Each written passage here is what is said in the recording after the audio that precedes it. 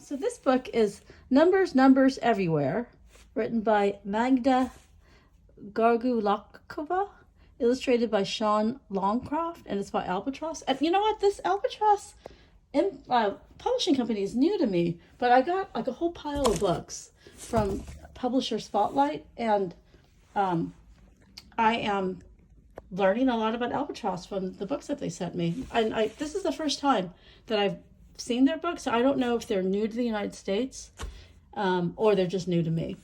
I'm not sure, but they remind me of a little bit of, almost like National Geographic Kids-ish, because they're nonfiction, and they're like a little bit oversized, and they're well designed.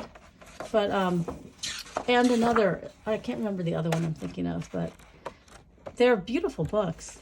So this one, the theme is about numbers, and I think it's like how, like, when people, like when kids take math, they're like, I'm never going to use it, and you're like, you never know.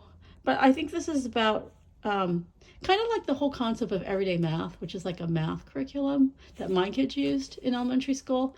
The whole thing is like to find math in your everyday life so that you can relate to it. So it connects math concepts with your everyday life, which makes it easier to understand and makes it feel important.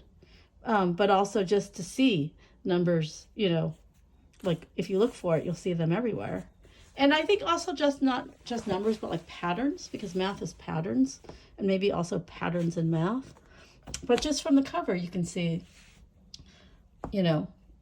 numbers, on a phone to type in a phone number, numbers for your combination lock, numbers for signs, numbers from money, or from a stopwatch or a clock. So it's true, numbers are everywhere. And so hence the title, Numbers, Numbers Everywhere. And so it's sort of like, I think, trying to give kids an intuitive sense for, what numbers are and why they're important.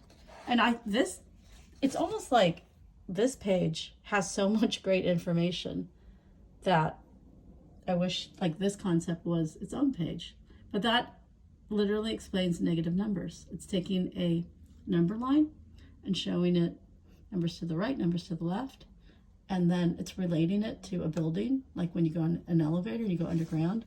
And honestly, like when I was in college, I tutored inmates in prison, in a minimum security Deer Island prison, and I was trying to help them pass their GED. And I literally did this to teach the person I was tutoring negative numbers, because he was like, he didn't understand it. And so I drew this timeline, that number line for him. But I wish I had thought of the elevator, because that would have been even more like a great visual. But I just did this, and then we sort of counted, like, oh, if you go up 4 numbers, you go from -2 to, this number. I mean, I think he got it. More numbers. I like this page. So part of this, I think this is great information, but it feels a little bit like there's too much information on the page. Like some of the pages feel too crowded with too much text or too many concepts on one page. But I think like if you're a parent or a teacher reading it, like you could just slow it down and point out one thing at a time and spend a lot of time on a spread and not read the whole book, like, frantically and quickly.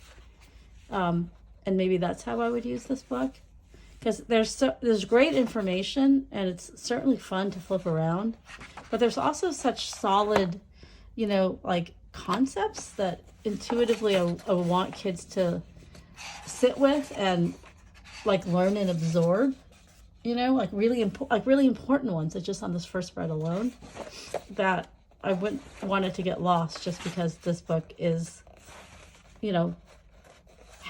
pretty lengthy, and there's a lot of information packed per spread. So I think it's a great book. Definitely get your money's worth in terms of teaching about numbers and number concepts. But just the way I would use it is maybe to you know, pick certain spreads, focus on that, and not try to read it as like a storybook, you know, from, you know, cover to cover. Thank you to Albatros for this book, and thank you for watching.